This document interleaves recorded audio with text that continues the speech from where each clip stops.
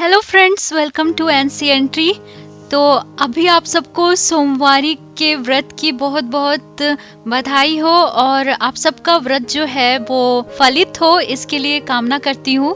और आप सबके लिए एक ऐसा टॉपिक लेके आई हूँ जिसमें हम लोग बात करेंगे कि फास्टिंग का क्या महत्व होता है। जो फास्टिंग जो हमारे पूर्वज करते आ रहे थे, और जो भी पूजा पाठ होता है या फिर एकादशी का फास्टिंग होता है, या फिर जो लोग वीकली एक दिन फास्ट करते हैं, या फिर आजकल तो बहुत इंटरमिटेंट फास्टिंग का भी दौर चल रहा है जिसमें लोग फास्टिंग किया करते हैं। तो शुरुआत हुई थी पुराने जमाने से, जब लोग जो हैं फास्टिंग का महत्व समझते थे। क्योंकि जब मैंने वाल्मीकि रामायण पढ़ना स्टार्ट किया था तो उसमें स्टार्टिंग में ही बताया गया है कि वहाँ के जो पहले तो पूरा अयोध्या के बारे में बताया गया कि अयोध्या कैसी थी, कैसी नगरी थी, और उसके बाद वहाँ पे बताया गया है कि लोग एकादशी का फास्ट सारे लोग ही करते थे वहाँ पे।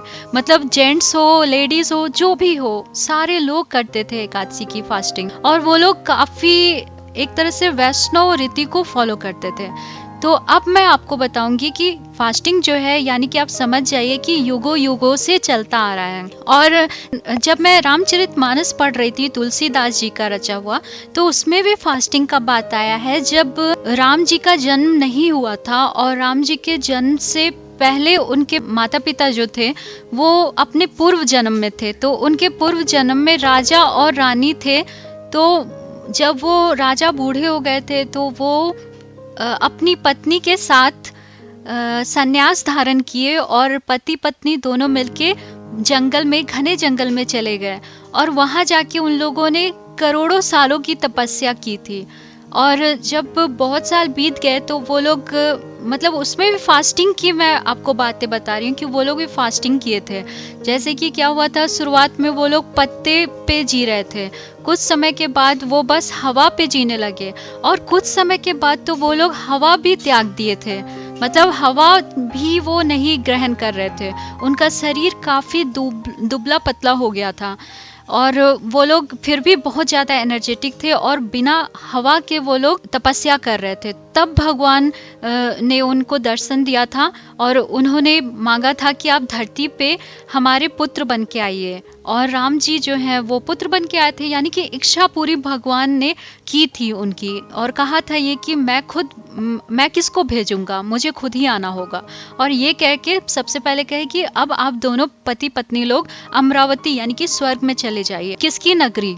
इंद्र की नगरी को अमरावती कहा जाता है। तो वहां पे उन लोगों ने राम जी ने उनको, मतलब भगवान ही तो राम जी का रूप लेके आए थे, तो भगवान ने उनको भेज दिया था।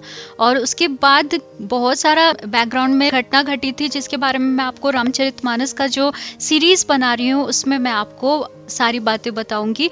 लेकिन अभी फिलहाल हम लोग फास्टिंग के बारे में बात कर रहे हैं। तो मैं आपको ये बताना चाहती हूँ कि कोई भी युग हो, कहीं भी हो, सारे लोग फास्ट करते ही करते थे। तो अभी क्या है कि हमारा शरीर जो है वो 5 तत्वों से बना हुआ है, जैसे कि पृथ्वी, जल, वायु, आकाश और अग्नि।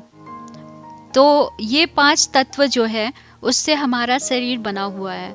जब हम छोटे होते हैं, जब शुरुआती दौर होता है हमारा, और हम लोग अपने युवा अवस्था तक पहुंचते हैं, तब तक जो अर्थ एलिमेंट होता है, यानी कि जो भी धरती से, पृथ्वी से उपजित है, वो सारी चीजें आप ले सकते हैं। वो आपके शरीर को ज्यादा कुछ हार्म नहीं पहुंचाता है। लेकिन जब आप ऐसे स्टेज में आ जाते हैं, जैसे कि आप 40s तक पहुंच जाते हैं, 30 अबव हो जाते हैं, तब आपको अपने शरीर के लिए फास्ट करना बहुत जरूरी होता है। लोग बोलते हैं कि फास्ट करने से मुझे कमजोरी हो रही है या फिर कुछ ऐसा। तो कमजोरी जो है वो पूरा आपके दिमाग में है, क्योंकि शरीर जो है फास्ट करने से वो और स्ट्रांग होता है, आपका शरीर कमजोर नहीं होता। और कुछ लोग, जैसे आप बच्चे को देख लीजिए, जब वो बीमार पड़ते हैं तो वो खाना त्याग देते हैं। इवन जो आपके घर में जानवर, अगर आप पेट कोई रखते हैं, तो वो भी खाना त्याग देता है जब वो बीमार पड़ता है तो। लेकिन हम इंसान जो हैं, हम बीमार पड़ने के बाद भी खाते जाते हैं। मतलब हमें लगता है कि नहीं, हम खाएंगे तभी हम स्ट्रांग बनेंगे। तो आपको ये बात बता दूं कि पृथ्वी तत्व को जितना ज़्यादा अवॉइड कर सके उतना अवॉइड कीजिए जब आप बीमार हैं। तो आपको पृथ्वी तत्व के अलावा, जैसे कि पृथ्वी तत्व में भी ऐसी चीज़ें लेना चाहिए जिसमें पानी का भरपूर तत्व उसमें ज़्यादा हो, जैसे कि आप गीली खिचड़ी ले सकते हैं, या फिर आप चाहे तो फ्रूट्स पे रह सकते हैं, ऐसे रहिए। तो ये फास्ट होता है। दूसरा फास्ट जो होता है वो वीकली लोग करते हैं। तो कोई भी जो भी देवी देवता को आप मानते हैं उनके नाम से लोग फास्ट करते हैं, तो उनके नाम से फास्ट, कोई उद्यापन की कोई व्यवस्था करने की ज़रूरत नहीं है। आप बस अपना फास्ट शुरू कीजिए, आजीवन उसको धारण कर लीजिए।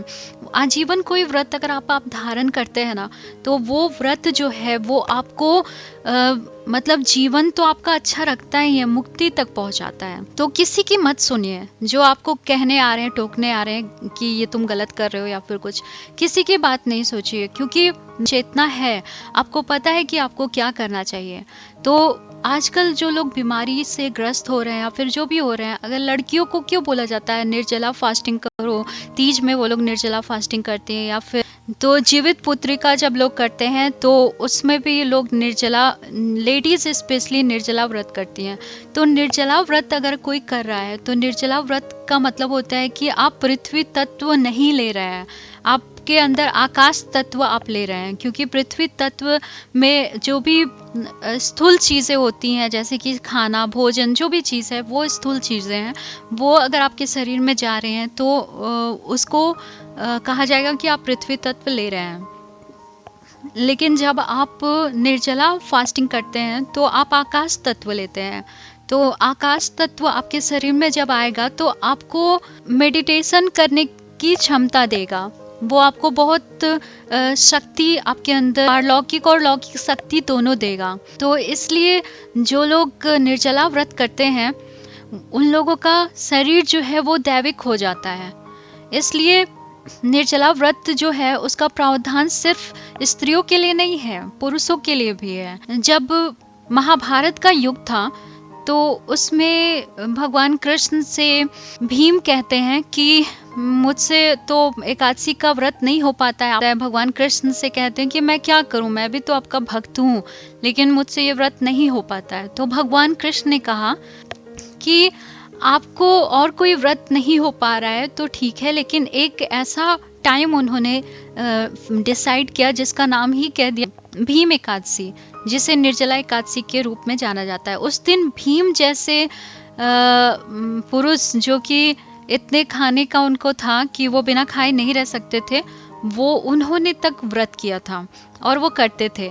तो एक दिन, मतलब मैं सबसे कहना चाहती हूँ जो लोग आज बीमारियों से ग्रसित हैं, जो लोग को गैस हो रहा है या फिर हार्ट डिजीज हो रहा है या फिर कोई भी बीमारी हो रही है, लड़कियों में इतनी सारी प्रॉब्लम हो रही है, जो भी हो रही है, आप बस एक काम कीजिए। आप निर्जला एकादशी के दिन, मतलब हर एकादशी को मैं नहीं बोल रही हूँ, साल में एक बार निर्जला एकादशी आती है, वो कर लीजिए।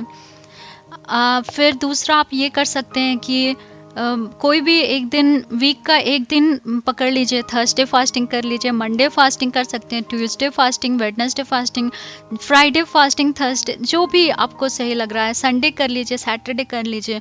कोई भी वीक में एक दिन बांध लीजिए कि आपको उस दिन फास्टिंग करना ही है, चाहे कुछ भी हो जाए, और उससे देवता को जोड़ लीजिएगा तो वो आपको फास्टिंग जो है वो कभी टूटेगा नहीं। क्योंकि अगर आप किसी देवता को जोड़ लेते हैं कि मैं आजीवन इस देवी देवता का फास्टिंग करूंगा या करूंगी, तो आप उसका फास्टिंग इवन किसी का बर्थडे तक आ जाए तब भी आप उस दिन फास्टिंग नहीं तोड़ते हैं। तो ये चीज़ आपके अंदर अडिगता होनी चाहिए। इसके लिए तो पृथ्वी जल तत्व होता है हमारे शरीर में, तो किसी दिन आप जैसे वीकली आप क्या कीजिए, जल तत्व वाला फास्टिंग कर लीजिए। फिर नवरात्रि जब लोग करते हैं तो 9 दिन कुछ लोग जल पे रहते हैं, तो कुछ लोग शाम में एक बार खाते हैं। तो इस तरह का अगर कोई करे, फास्टिंग करता है, तो उससे दूसरों को लाभ के बजाय जो खुद फास्टिंग कर रहा है उसको बहुत ज़्यादा लाभ होता है।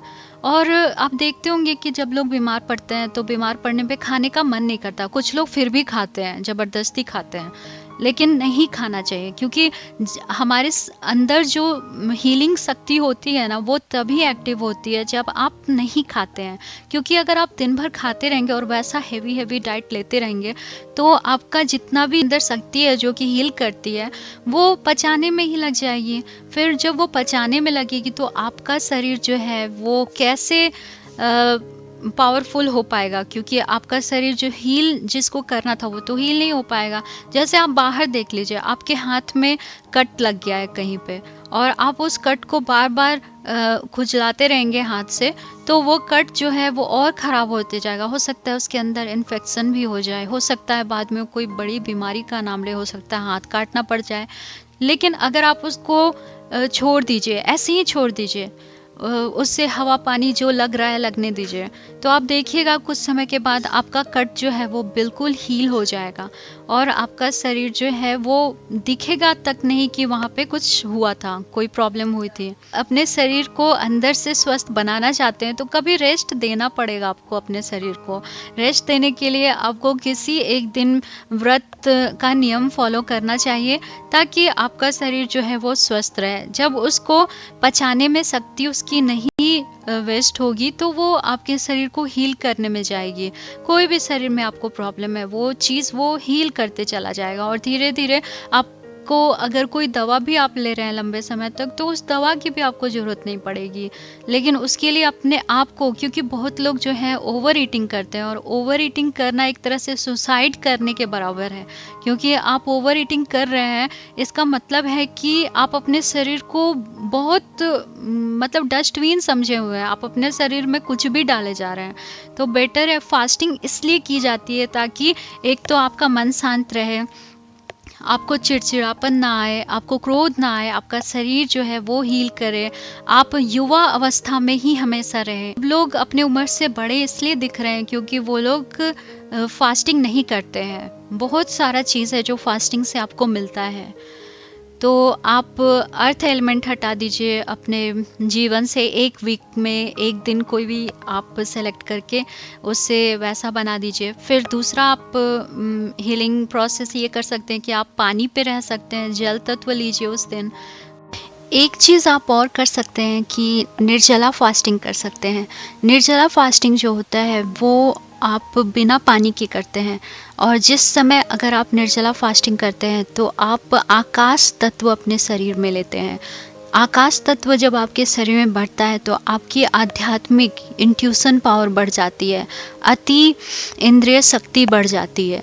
तो ये बढ़ाने के लिए आपको निर्जला फास्टिंग करना चाहिए। ये किसी के कहने से नहीं, वो खुद आपको करना होगा। दोस्तों, आपको ये वीडियो जानकारी से भरपूर लगा हो क्योंकि यहाँ पे मैंने आपको फास्टिंग का महत्व बताया है। तो आप सबको बहुत बहुत बधाई हो जो इस बार 8 फास्टिंग पड़ रहा है। 19 साल बाद आया है सोमवारी का ये ऐसा टाइम जिस समय 8 सोमवारी पड़ रही है। तो आप सबको बहुत बहुत बधाई हो सोमवारी की और आप सब फास्टिंग कीजिए और स्वस्थ रहिए। मिलते हैं अगले वीडियो में। राधे राधे, जय Shri Krishna. Thank you friends.